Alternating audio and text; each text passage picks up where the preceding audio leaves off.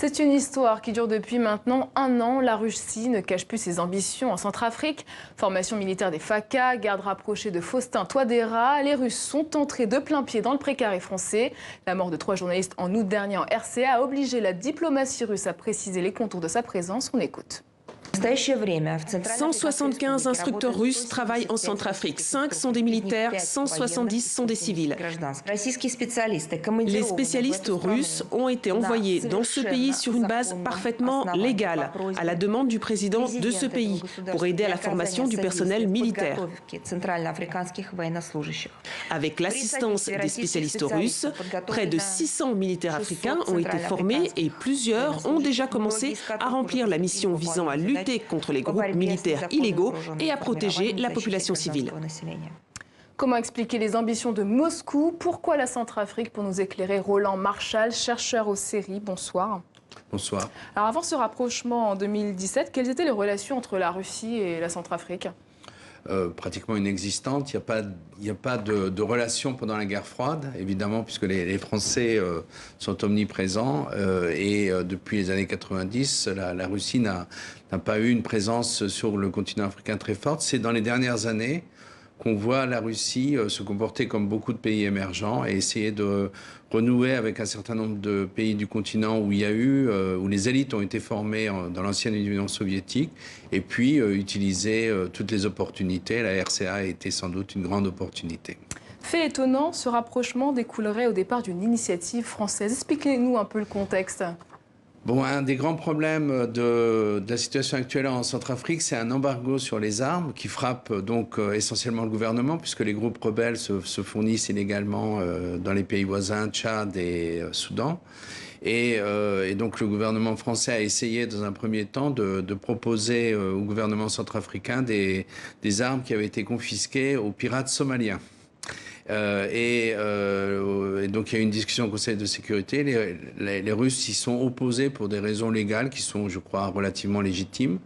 Et donc le président Macron a demandé à son homologue centrafricain de faire une démarche vis-à-vis des autorités russes pour essayer de les convaincre et de mollir. Et en fait, en allant là-bas, c'est bien plus qu'un mollissement qui a eu lieu. C'est vraiment, je dirais, un basculement dans une nouvelle alliance géopolitique. Alors justement, après la levée de l'embargo, la Russie décide, comme on l'a entendu, d'envoyer notamment 170 civils. Que font-ils exactement en Centrafrique et quelle est leur mission?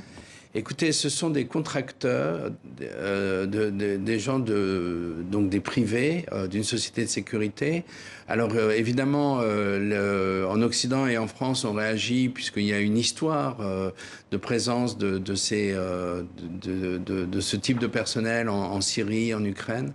Mais il faut aussi se rendre compte que c'est quelque chose qui se produit ou qui est fait par de nombreux autres pays, très peu par la France, mais beaucoup par les États-Unis. C'est une privatisation de certaines activités de formation.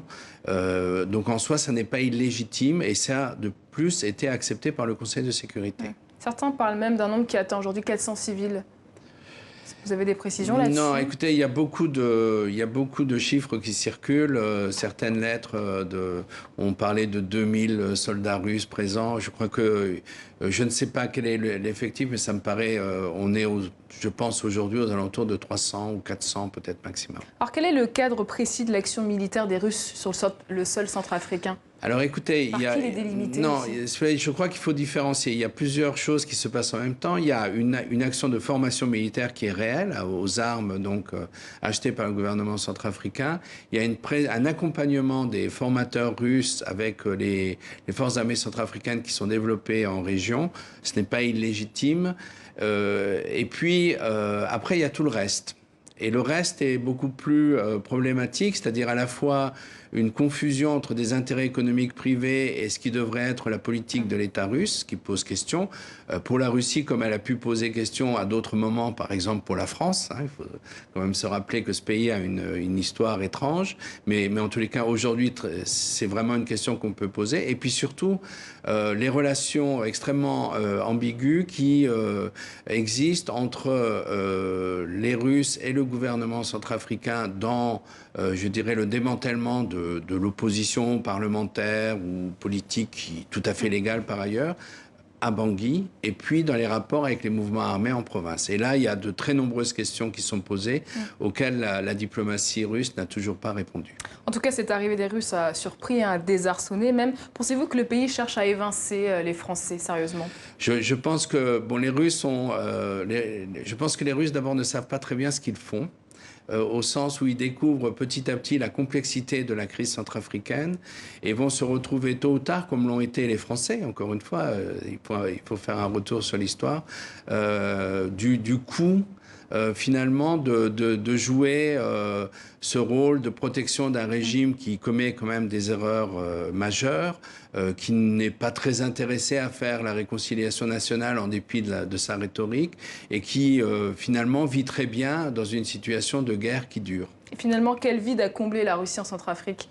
Si vous voulez, on est passé d'une période, et là il faut le dire, de Sangaris, où on avait une ambassade de France et un ambassadeur qui se comportait comme un proconsul, donc qui micromanageait le gouvernement centrafricain d'une façon absolument néocoloniale. Et puis du jour au lendemain, dès que Sangaris a été fini, on a décidé que la Centrafrique n'avait plus d'intérêt pour la France. Et il y a eu un vide total que, évidemment, les Nations Unies, pour des tas de raisons, n'ont pas été capables de remplir. Les Russes se sont donc mis ça, ont trouvé une autoroute devant eux, l'ont utilisée. D'une certaine façon, c'est bien. On a besoin d'entreprises étrangères en Centrafrique. Le problème, encore une fois, c'est quel type de réconciliation nationale et quel type de paix on peut avoir en Centrafrique si on a cette attitude extrêmement ambiguë qu'ont aujourd'hui les Russes et peut-être d'autres puissances régionales ou internationales hier. Et dans cette stratégie, quelle est la part du volet économique dans les ambitions russes en Centrafrique? Je crois qu'il y a quelques opérateurs russes qui estiment pouvoir faire des affaires très rapidement, sans coût majeur. Je pense que, et je crois que ce serait sans doute une des façons pour la France de sortir de cette situation, je crois que l'État russe va se rendre compte petit à petit que, comme d'autres pays avant lui, il s'enfonce dans une crise, il va être associé à une crise qui est sanglante. Il faut rappeler que la situation en Centrafrique aujourd'hui est au moins aussi problématique qu'elle l'était en 2014, malgré les beaux discours du gouvernement et malgré les grandes déclarations des mouvements d'opposition armés, et que finalement le coût pour la Russie dans son environnement africain, vis-à-vis des pays africains et vis-à-vis de l'Union africaine, est finalement beaucoup plus élevé que ce qui semblait au début. Et peut-on dire que la Centrafrique serait une sorte de laboratoire pour les Russes en Afrique ? Comme peut-être elle voudrait le faire dans d'autres pays, la Libye qui est beaucoup plus importante, mais de façon beaucoup plus pacifique, l'Angola ou le Soudan, oui, tout à fait. Roland Marchal, chercheur au CERI, merci pour votre éclairage.